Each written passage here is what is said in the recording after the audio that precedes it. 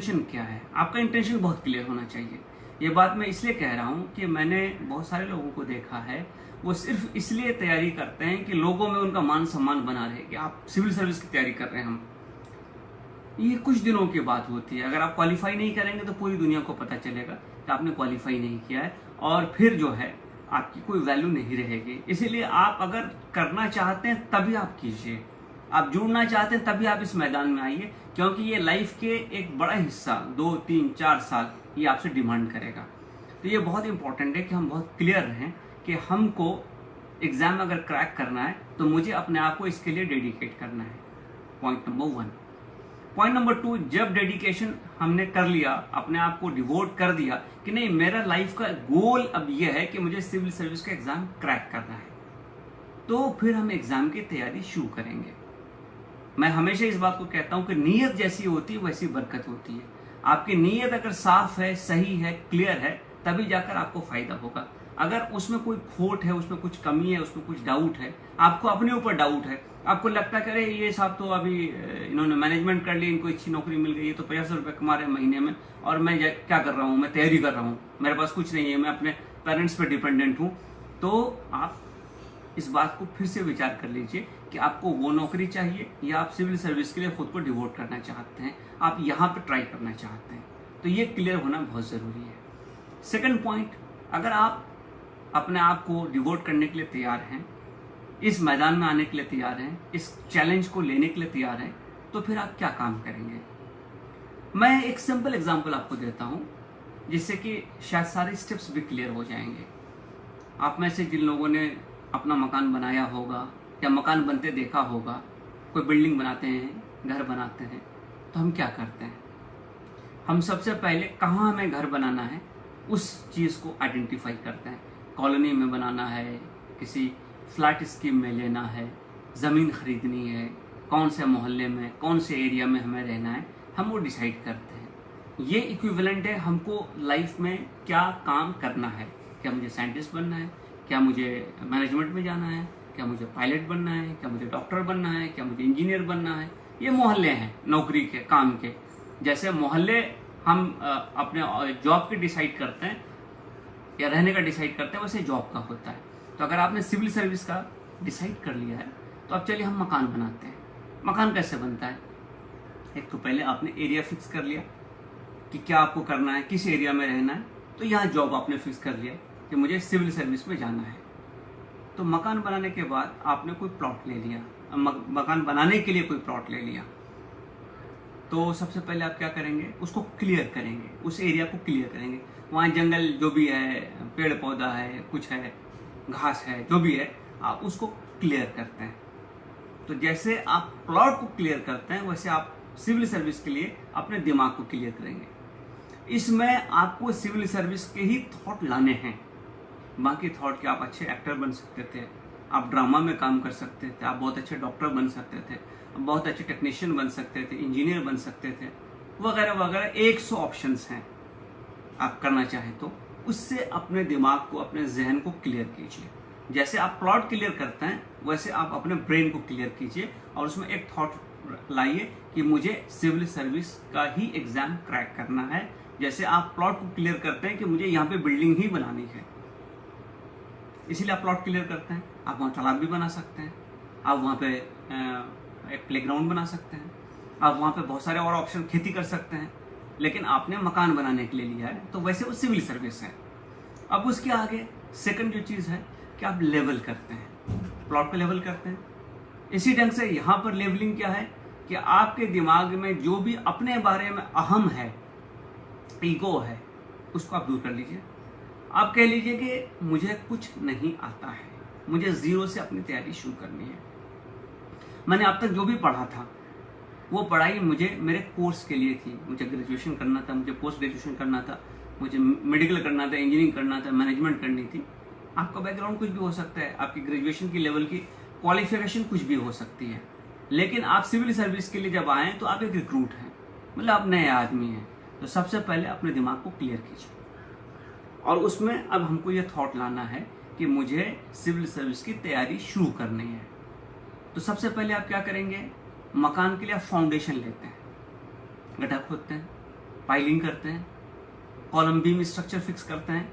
वही हाल civil service का है कि सबसे पहले आप अपनी फाउंडेशन वहां पे खोदेंगे, बनाएंगे। जैसे मकान की फाउंडेशन क्या होती है कि आपको कितना हाइट चाहिए, कितनी मजबूती चाहिए, उस हिसाब से आप डेप्थ लेते हैं। वैसे सिविल सर्विस में आपको कैसे रैंक चाहिए, आपको किस लेवल पे जाना है, आपका टॉपर्स में होना है, आपको नीचे में कहीं अटक जाना है, तो उस हिसाब से आपको अपनी फाउंडेशन की डेप्थ डिटरमिन करनी पड़ेगी। क्योंकि अब में से हर आदमी ये चाहता है कि वो टॉपर्स हो, टॉपर में हो, इसीलिए हमारी फाउंडेशन बहुत स्ट्रांग होनी चाहिए। स्ट्रांग फाउंडेशन का क्या मतलब है कि जिस ढंग से बिल्डिंग के स्ट्रक्चर के लिए आपको हाइट डेप्थ कितनी है, विड्थ कितनी है, कॉलम कहाँ आएगा, बीम कहाँ आएगा, इस ढंग का स्ट्रक्चर होता है, उसी ढंग से सिविल सर्विस के लिए मुझे क्या पढ़ना है वो इम्पोर्टेंट होता है। तो सिविल सर्विस की तैयारी में सबसे इम्पोर्टेंट जो चीज़ है वो ये है कि हमें पढ़ना क्या है। तो आपको मालूम है कि सिविल सर्विस का जो एग्ज़ाम है वो 3 लेवल पे होता है। पहला, जिसको आप एप्टीट्यूड टेस्ट कहते हैं, वो है। दूसरा, कि आप जिसको मेंस कहते हैं, वो है। और तीसरा, जो आपका इंटरव्यू है, वो है। तो जिस ढंग से आप तैयारी शुरू करते हैं मकान के फाउंडेशन की, कि आप डेप्थ डिटरमिन करते हैं, आप विड्थ डिटरमिन करते हैं, कौन सा आप आयरन यूज़ करेंगे वो डिटरमिन करते हैं, सीमेंट कैसा लगेगा वो डिटरमिन करते हैं, सीमेंट सैंड का रेशियो क्या होता है वो डिटरमिन करते हैं। उसी ढंग से सिविल सर्विस में आप पढ़िएगा क्या, वो आपको डिटरमिन करना होगा। तो बेसिक फाउंडेशन जो सिविल सर्विस की है वो जनरल स्टडीज़ है। जनरल स्टडीज़ यानी कि वो सारे पेपर्स, ये वो सारे सब्जेक्ट्स लोगों में कॉमन है। एप्टीट्यूड टेस्ट के जो पेपर होते हैं बेसिकली वो जनरल स्टडीज़ है। फिर आपको सिविल सर्विस के मेन एग्ज़ाम में बड़े पेपर्स हैं जनरल स्टडीज़, उसमें आप ये समझ लीजिए कि ऑलमोस्ट 4 पेपर हैं। तो उसकी तैयारी आप कैसे करेंगे? तो हम सब लोगों ने जिस हिसाब से उसकी तैयारी की है उसमें बेसिक ये है कि हमें NCERT, national council for training and education research, जो कि CBSE की किताबें बनाती है, उसकी 6th क्लास से 10th क्लास तक की सारी किताबों को एक बार पढ़ जाना है। बहुत आसान सी किताबें हैं ये, और कभी कभी आपको लगेगा जैसे बच्चों की किताबें हैं, लेकिन वो पढ़ना इसलिए ज़रूरी है कि वो फाउंडेशन है। अगर आप कभी भी एप्टीट्यूड का पेपर निकाल के देखेंगे या फिर GS का पेपर निकाल कर देखेंगे, तो आपको जो क्वेश्चंस उसमें मिलेंगे उसकी बेसिस जो है वो इन सब्जेक्ट की है, उन सब्जेक्ट पर है जो कि आप क्लास 6 से क्लास 10 तक CBSE के किताबों में पढ़ते हैं। तो वो बहुत इम्पोर्टेंट है। हमने क्लास 6 टू क्लास 10 CBSE करीब NCERT की सारी किताबें पढ़ लेनी है। फिर 11th-12th की जो किताबें हैं NCERT की, जिसमें ज्योग्राफी है, जिसमें हिस्ट्री है, जिसमें पॉलिटी है, जिसमें इकोनॉमिक्स है, जिसमें आपको एक हद तक सोशियोलॉजी का भी पेपर है, ये आपको पढ़ लेना चाहिए। क्यों पढ़ना चाहिए? ये फाउंडेशंस हैं, ये फाउंडेशन के इंग्रेडिएंट हैं, ये पढ़ना ज़रूरी है।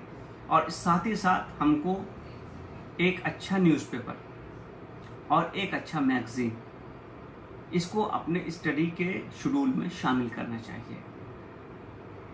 एक अच्छा न्यूज़पेपर आज के दिन में अगर आप कहें तो द इंडियन एक्सप्रेस एक बहुत अच्छा न्यूज़पेपर है, और मैं समझता हूँ कि उसके आर्टिकल्स भी काफ़ी अच्छे हैं, उसकी न्यूज़ कवरेज अच्छी है। ट्रेडिशनली हम लोग हिंदू न्यूज़पेपर पढ़ते आए।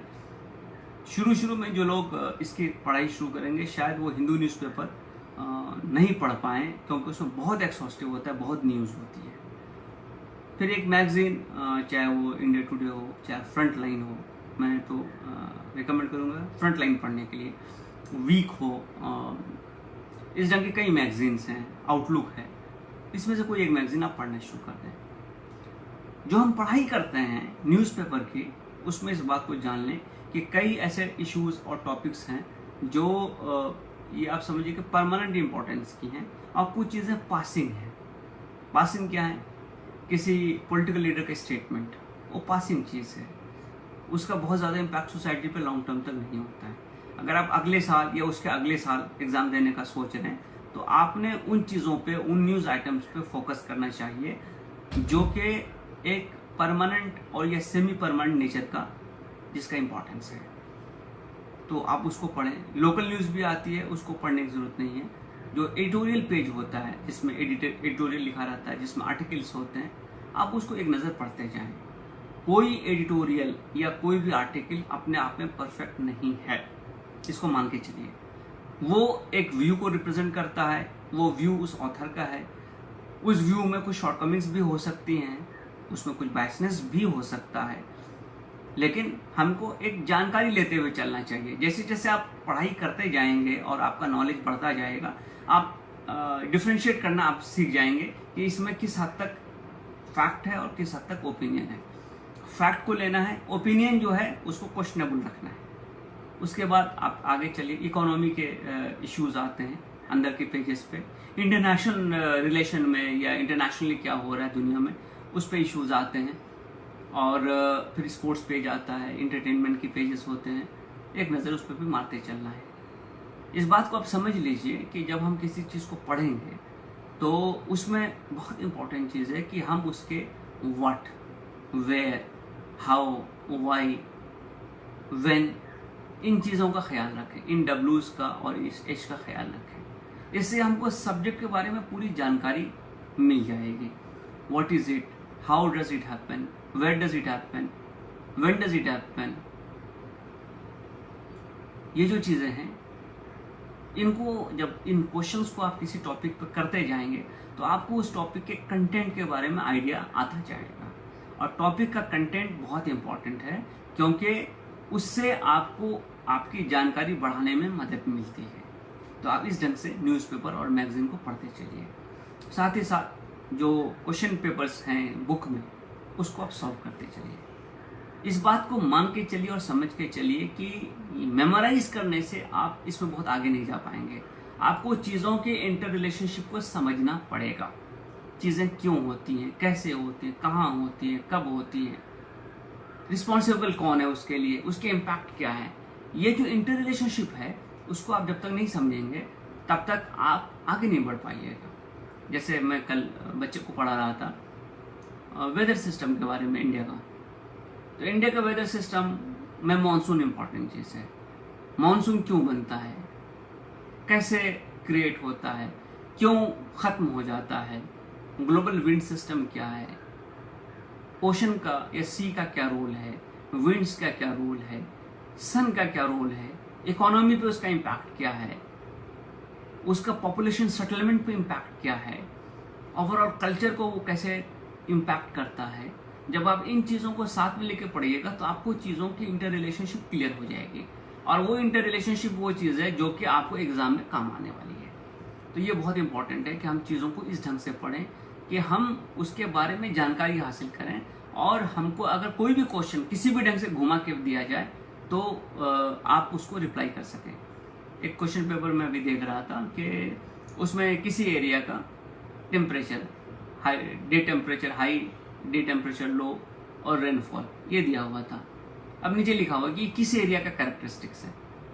तो आपको दुनिया के बारे में मालूम होना चाहिए कि दुनिया में किस एरिया में क्लाइमेट कैसा है, या नेशनल एम्प्लॉयमेंट गारंटी स्कीम है। अब उसमें क्या क्या चीज़ें हैं वो अगर हमको मालूम नहीं होगा तो ना तो हम उसको फंडामेंटल राइट से, ना फंडामेंटल ड्यूटी से, ना directive principles of the state policy उससे रिलेट कर पाएंगे। इस बात को आप समझ के चलिए कि सिविल सर्विस जो है वो इस चीज़ का टेस्ट नहीं है कि आप कितना जानते हैं, वो इस चीज़ का टेस्ट है कि आप दूसरों से ज़्यादा कितना जानते हैं। मतलब जैसे आपने देखा होगा कि ओलंपिक में या एशियाड में जो इवेंट्स होते हैं, जैसे आप समझ लीजिए 100 मीटर की रनिंग इवेंट है। अब ओलंपिक में 8 आदमी दौड़ते हैं, 8 एथलीट्स दौड़ते हैं। ये एथलीट्स अपने कंट्री के टॉप एथलीट्स हैं, इसीलिए वो शॉर्टलिस्ट होकर वहाँ पे गए और हीट्स में वो क्वालिफाई करके फाइनल में पहुँचे हैं। हर आदमी अपने आप में एक एक्सेप्शनल एथलीट है। जब रन होता है तो आपको मालूम है प्राइजेस सिर्फ 3 को मिलते हैं, 5 को नहीं मिलते हैं। जिसको कहते हैं फर्स्ट पास द पोस्ट। सबसे पहले 3 कौन है जो आ गए। चौथे का परफॉर्मेंस कितना भी अच्छा क्यों ना हो उसको नहीं मिलेगा।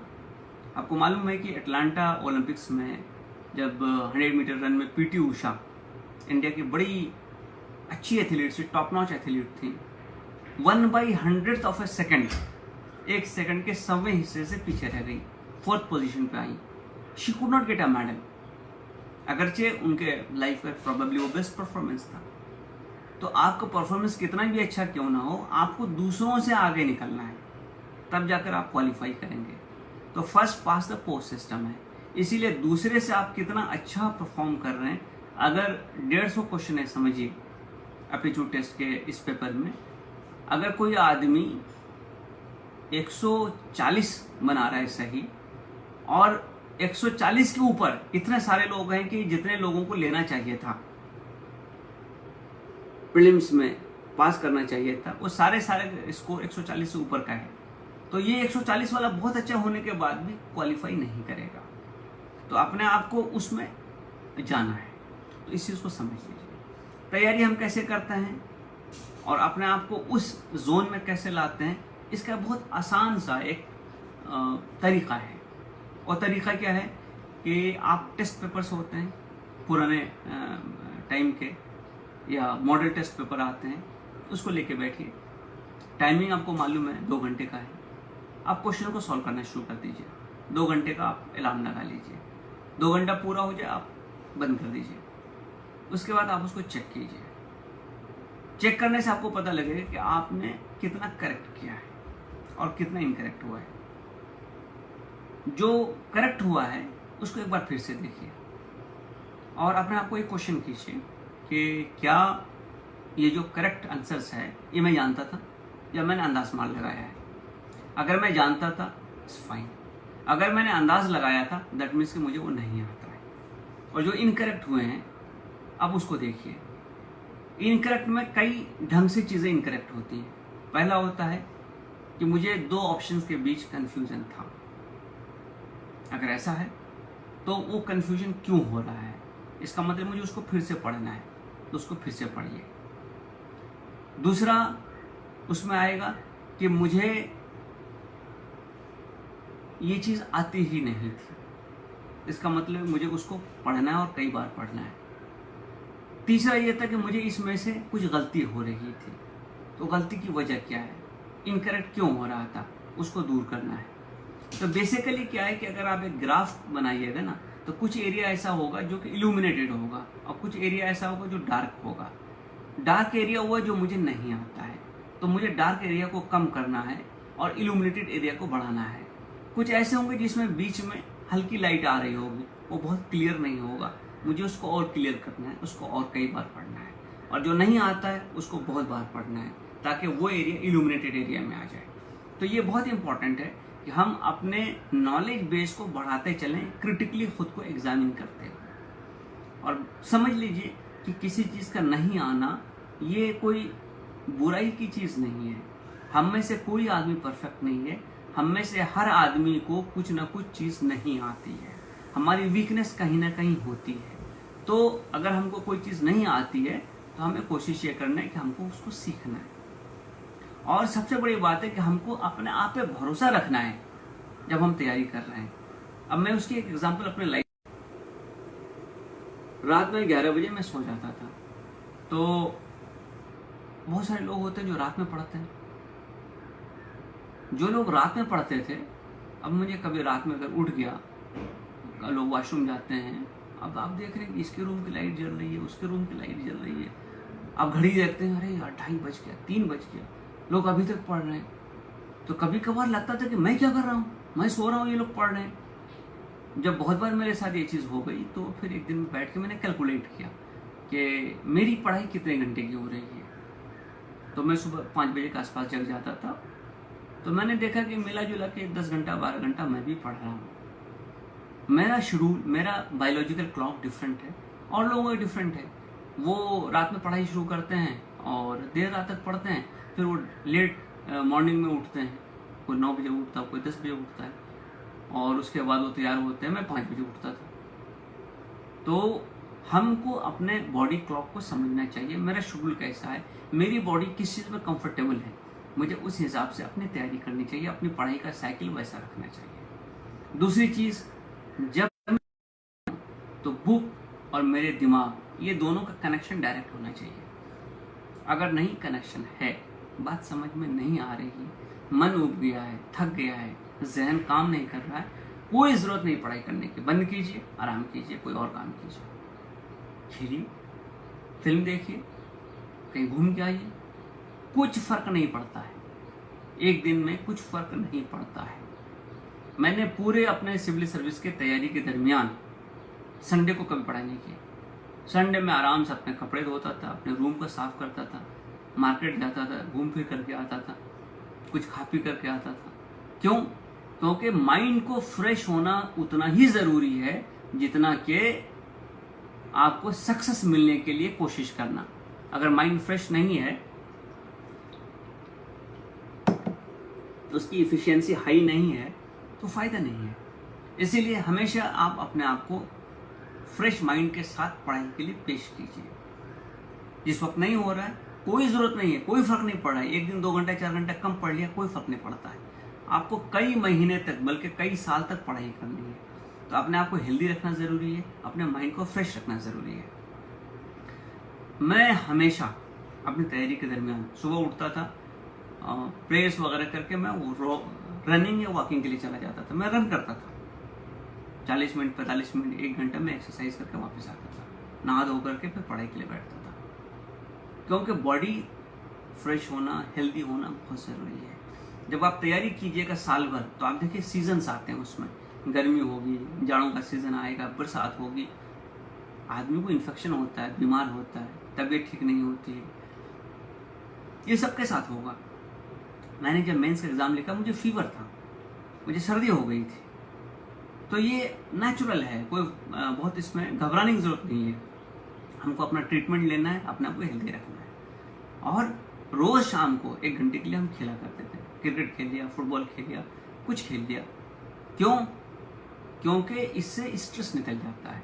दोस्तों से बात कर ली, साथ में जो लोग तैयारी कर रहे हैं उनसे बात कर ली, पढ़ाई को छोड़ के बाकी दूसरी बात कर ली, तो वो बहुत इंपॉर्टेंट है।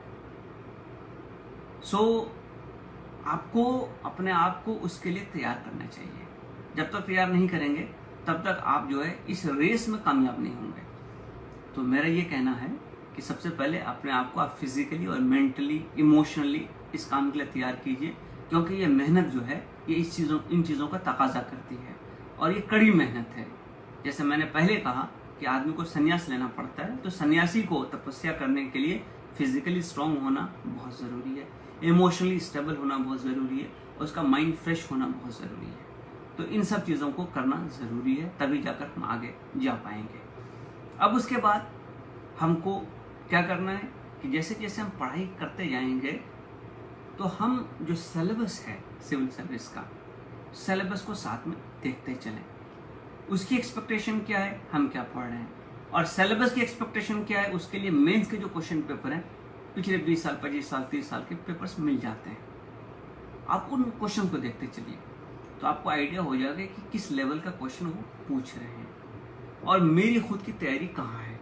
तो जो गैप है, जो एक्सपेक्टेड लेवल है और जिस पर मैं हूँ, इस गैप को हमको समझना है, और इस गैप को धीरे धीरे कम कर देना है। एक स्टेज आएगा कि बाय एंड लार्ज आपके पेपर सॉल्व होने लगेंगे, आपको एक लेवल का कॉन्फिडेंस भी आ जाएगा। आप जितना अच्छे लोगों से डिस्कस कीजिएगा, अच्छे लोगों की कंपनी में रहिएगा, उनको ऑब्जर्व कीजिएगा, उतना यह सफ़र आपके लिए आसान हो जाएगा। इसलिए पीयर ग्रुप होना बहुत ज़रूरी है, इसमें बड़ी मदद मिलती है। एक ऐसे हॉस्टल में रहना, एक ऐसे सर्किल में रहना जहाँ और लोग भी तैयारी कर रहे हैं, वो सीरियस स्टूडेंट हैं, सिंसियर स्टूडेंट हैं, उनके साथ रहना बहुत इम्पोर्टेंट है। तो ये है फाउंडेशन। इस फाउंडेशन के बाद अब बिल्डिंग को आप खड़ा करते हैं। बिल्डिंग को खड़ा करने के लिए अब जिन चीज़ों की ज़रूरत होती है वो है एडवांस स्टडी। जैसे आपने फाउंडेशन ले लिया, उसका आपको ईंट की ज़रूरत पड़ेगी, सीमेंट की ज़रूरत पड़ेगी, बालू की ज़रूरत पड़ेगी, स्टील की ज़रूरत पड़ेगी, लकड़ी की ज़रूरत पड़ेगी। तो इसी ढंग से ये तैयारी है। तो आपको मालूम है कि इसमें एक पेपर ऑप्शनल का होता है और एक पेपर एसे का होता है, थोड़े से थॉट के पेपर होते हैं। तो ऑप्शनल जो है उसका लेवल मोर और लेस पोस्ट ग्रेजुएट लेवल का है। हालांकि रिक्वायरमेंट ग्रेजुएशन की है, लेकिन तैयारी में, और जैसा कि मैं आपको पहले बताया, ये फर्स्ट पास द पोस्ट है, पहले आगे कौन आया। तो दूसरों से हमारी तैयारी बेहतर कैसे हो, इसके लिए मुझे पोस्ट ग्रेजुएशन लेवल की तैयारी करनी ज़रूरी है। तो आप क्वेश्चन पेपर निकाल के देखेंगे तो आपको आइडिया हो जाएगा कि क्वेश्चन कैसे आ रहे हैं।